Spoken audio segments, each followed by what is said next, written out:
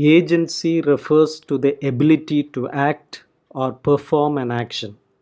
In contemporary theory, it hinges on the question of whether individuals can freely and autonomously initiate action, or whether the things they do are in some sense determined by the ways in which their identity has been constructed.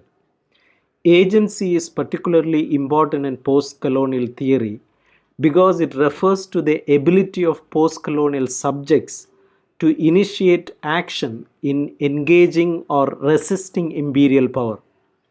Postcolonial studies notes that the native individual under colonialism has been for so long humiliated, rejected, and marginalized that the person loses all faith in his or her abilities to carry forth the plan of action to make decisions. Fanon, for example, in Black Skin, White Mask, notes how the African man begins to despise himself, losing his sense of masculinity and his faith in his native cultures, because the colonial powers have symbolically and often through torture physically deprived him.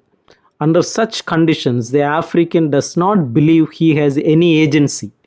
Insults, torture, humiliations, and contempt dehumanize the man, who loses his sense of self and his confidence in his agency. When such a man seeks to reassert agency, he needs to enact a set of choices, however terrible the consequences of such choices might be.